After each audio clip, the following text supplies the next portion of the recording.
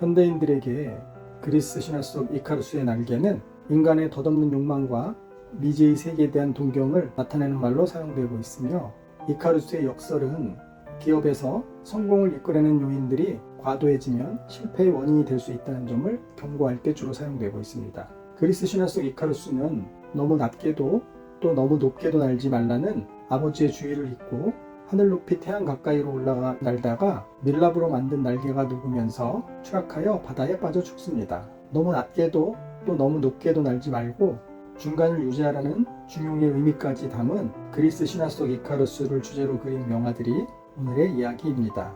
안녕하세요. 그림과 시를 사랑하는 박쌤입니다. 오늘은 명화 속 그리스 신화에 대한 첫 번째 이야기로 이카루스의 날개에 대하여 이야기를 하겠습니다. 수많은 서양 화가들이 이카루스의 날개 또는 이카루스의 추락이라는 주제로 그림을 그렸습니다. 신화 속 이야기에서 이카루스가 4개의 바다로 추락하는 것과는 다르게 마르크 샤갈은 육지로 추락하는 장면으로 묘사를 했는데요. 샤갈의 화풍답게 동화 속 한 장면처럼 그렸습니다. 그리고 그 그림 속 육지는 샤갈의 그림에서 반복적으로 등장하는 영원한 그의 고향 비테프스크를 그려넣은 것 같기도 합니다. 현대인들에게 이카루스의 날개는 인간의 덧없는 욕망과 미지의 세계에 대한 동경을 나타내는 말로 사용되고 있으며, 이카루스의 역설은 기업에서 성공을 이끌어낸 요인들이 과도해지면 실패의 원인이 될 수 있다는 점을 경고할 때 주로 사용되고 있습니다. 그럼 신화 속 이야기를 좀 정리를 해보겠습니다. 이카루스의 아버지인 다이달로스는 그리스 아테네의 천재 장인으로 특히 건축에 뛰어난 재능이 있었습니다. 현재도 다이달로스 양식이라는 게 있을 정도로 대단한 건축가이기도 했습니다. 그런데 이 천재에게도 약점이 있었으니 바로 인성이 안 좋다는 것인데요. 특히 셈이 많았다고 합니다.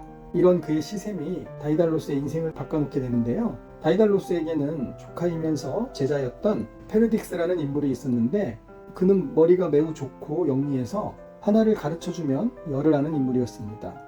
그는 물고기의 등뼈를 보고 톱을 만들기도 했고, 또 2개의 철을 연결해 원을 그리는 컴퍼스를 만들기도 했습니다. 아테네 사람들은 페르딕스가 다이달로스보다 더 뛰어난 장인이 될 거라고 칭찬을 아끼지 않았습니다. 이에 셈이 났던 다이달로스는 페르딕스를 높은 건물에서 밀어서 떨어져 죽게 합니다. 이 일로 사형 선고를 받은 다이달로스는 몰래 아테네를 빠져나와 크레타 섬으로 가게 됩니다. 크레타 섬의 미노스 왕은 다이달로스를 격하게 환영했습니다. 그리고 다이달로스에게 사람을 먹는 괴물 미노타우루스를 가둬둘 궁을 짓겠습니다. 한번 들어가면 절대로 빠져나올 수 없는 이 궁이 바로 미궁이라는 궁입니다. 미노스 왕은 당시 힘이 약했던 아테네 왕에게 매년 12명의 남녀를 제물로 바치게 했는데요. 물론 그 젊은이들은 미궁에 갇혀 미노타우루스의 먹이가 되었습니다. 그러다 아테네 왕자였던 테세우스도 미궁에 갇히게 되었습니다. 그런데 테세우스가 미노타우루스를 죽이고 미궁에서 빠져나오는 일이 벌어졌습니다. 미노스 왕은 다이달로스의 도움이 없이는 절대 있을 수 없는 일이라며 다이달로스를 잡아와 다그쳤습니다. 그러자 다이달로스는 테세우스 왕자에게 반해서 그를 살리려고 한 미노스 왕의 딸 아리아드네 공주의 부탁으로 어쩔 수 없이 알려주었다고 이야기를 했습니다. 그 방식이 바로 미궁에 들어갈 땐 실타래를 풀고 또 미궁에서 빠져나올 때 실타래를 감으면서 나오는 방식입니다. 아무리 자신의 딸이 부탁을 했다 해도 자신을 배신한 것으로 생각한 미노스 왕은 다이달로스와 그의 아들 이카루스를 미궁에 가두고 병사들로 하여금 지키게 합니다.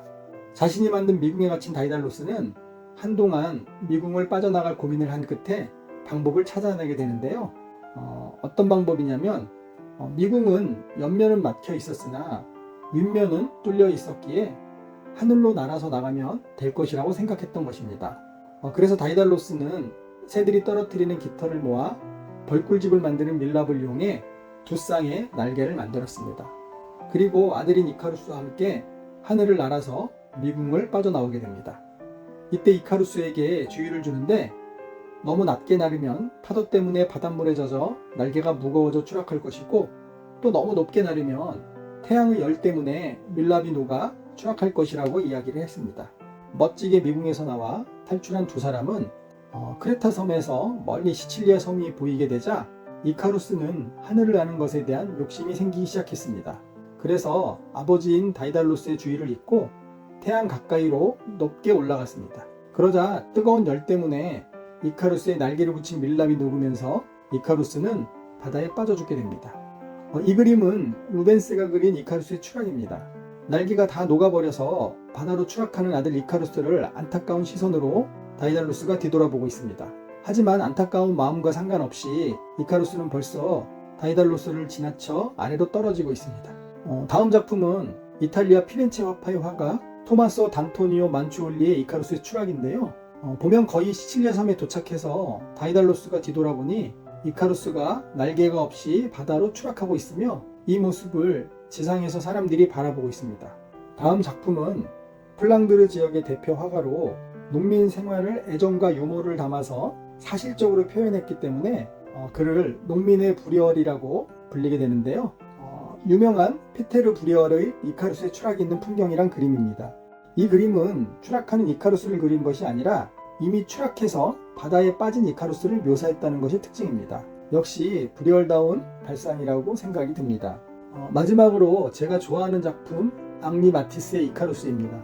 이 작품은 마티스의 책 재즈에 수록되어 있는데 말년에 마티스는 지독한 관절염으로 손에 붓을 쥐기조차 어려웠다고 합니다.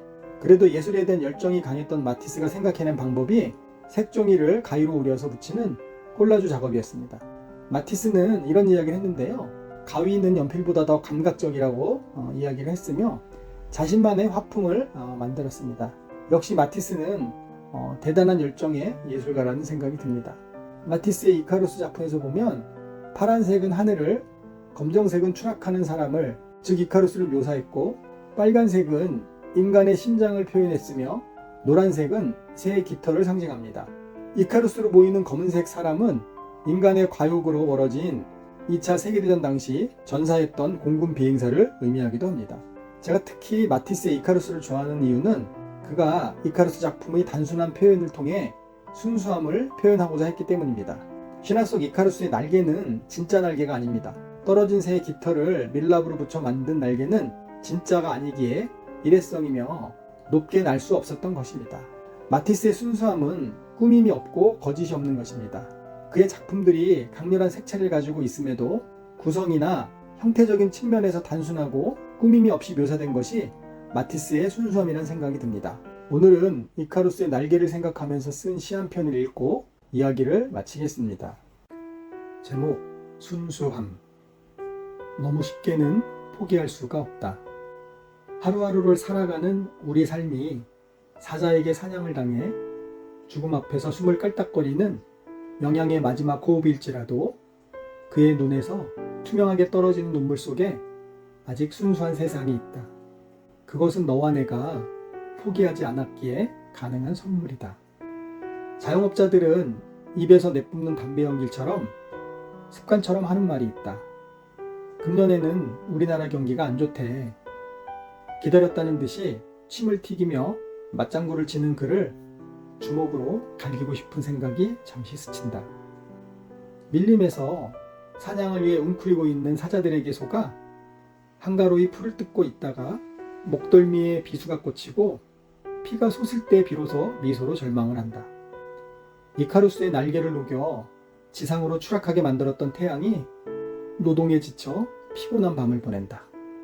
도심 빌딩이 벽면에서 나선형으로 미끄러져 지상으로 추락하는 순수함에 이제는 진짜 날개를 달아주고 싶다. 요즘 드는 생각인데 최근 서민들의 경기가 좋았던 적은 없었다. 그래도 어딘가에 날개가 존재하기에 이 순간도 살만한 이유를 찾는다.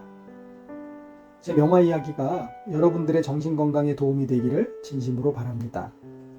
여러분들의 구독, 좋아요는 제게 힘이 되는 에너지입니다. 감사합니다.